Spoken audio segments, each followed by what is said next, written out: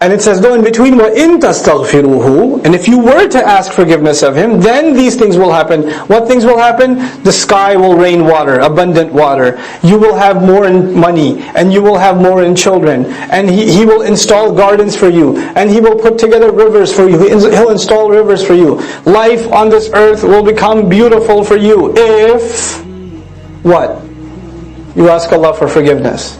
This is a passage about what are the benefits of istighfar.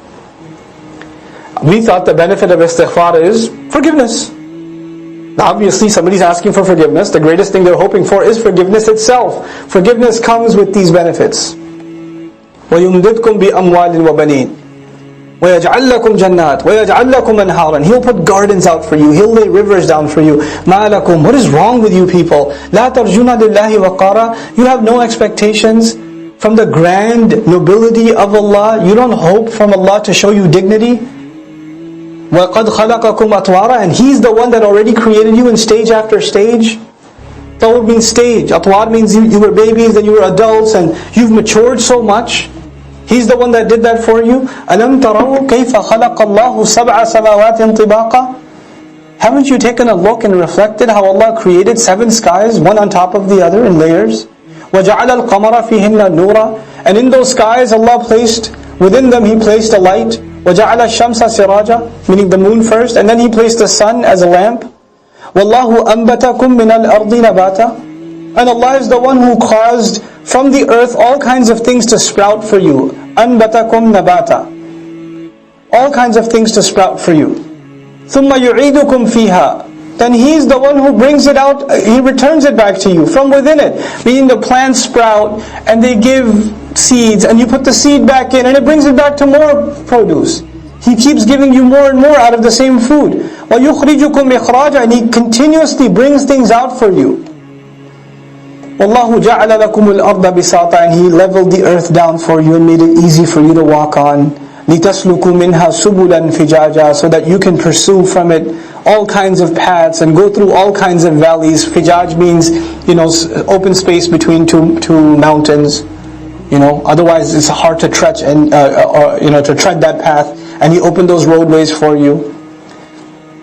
قال نوح الرب إنهم عصوني. Nuh alayhi salam's monologue continues. So it's this part was all. It's still continuously still. It's a conversation between Allah and Nuh is talking alayhi salam. Nuh is saying, I said this to them. I said this to them. I said this to them.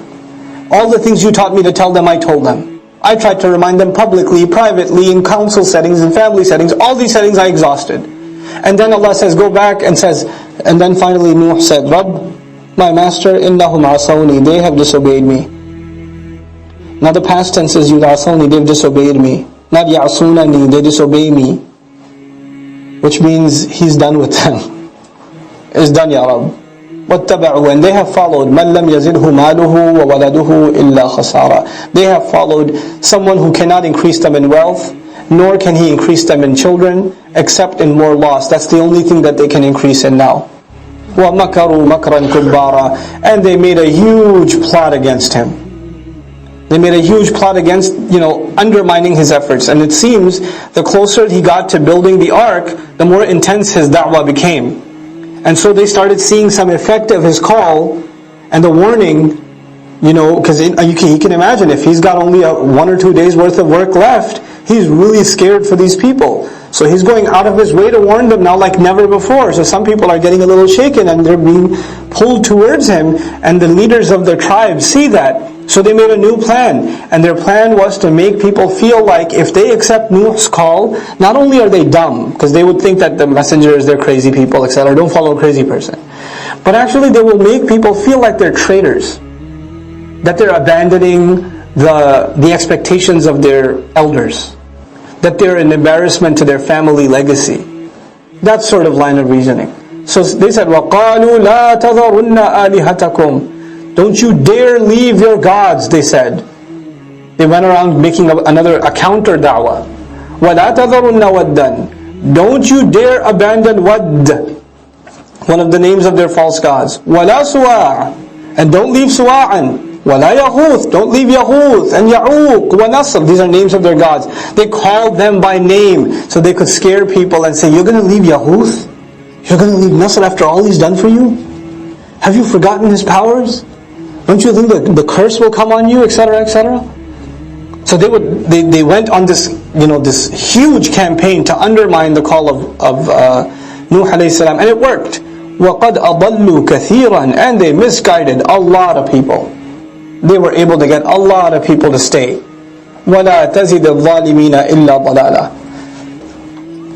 And these guides, these misguides, these idols were not able to increase wrongdoers in anything except even more misguidance. مِمَّا خَطِئَاتِهِمْ, because of the kinds of mistakes they made, أُغْرِقُوا, they were drowned. فَأُدْخِلُوا نَارًا, then they were thrown into the fire. Then they were entered into fire. Allah tortured this nation with water and then with fire. The horrors of water and then the horrors of fire. فَلَمْ يَجِدُوا لَهُمْ, then they didn't find anybody for themselves, مِن دُونِ اللَّهِ, against Allah, anybody other than Allah, أَنصَارًا, any sort of helpers. وَقَالَ نُوحٌ, and Nuh alayhi salam said, رَبِّ لَا تَذَرْ, Master, don't leave behind. لَا تَذَرْ عَلَى الْأَرْضِ, don't leave anyone on the earth. On the planet earth. Don't leave anyone. مِنَ الْكَافِرِينَ, from the disbelievers. دَيَّارًا, not a single home. Not a single residence of a disbeliever should remain. Ya Allah, wipe them out entirely. How much must they have tested the patience of Nuh alayhi salam for him to say this? لا تذر على الأرض من الكافرين ديارا إنك إن تذرهم. Ya Rabb, I know from experience, no doubt about it, if you were to leave them, spare any one of them, يُضِلُّوا عِبَادَكَ, they will not only be misguided themselves, that's bad enough, they'll misguide other slaves. You know where his anger is coming from? They'll misguide other slaves. He's at the very end of his career. He's trying to save people, and they go on a misguiding Allah's slaves campaign. Allah says, Nuh says, these are the worst of the worst. Don't leave any of them. They are a source of trouble. وَلَا يَلِدُ إِلَّا فَاجِرًا كَفَّارًا, and they won't give birth to anyone except someone engrossed in sin, fajir, extremely sinful, impulsively sinful, and extremely ungrateful, kaffara. Rabbi ighfirli, Master, forgive me. So Allah doesn't even mention the punishment here because Rasulullah knows the punishment. But this is the dua Nuh alayhi salam made. And this is the dua Rasulullah is reciting in salat. He's reciting Quran, he's reciting this dua. But he's not only thinking about the people of Nuh, is he? When he's reciting this dua, who's he thinking about? Quraysh. If he makes a dua somewhere in this neighborhood, something like this, what happens next?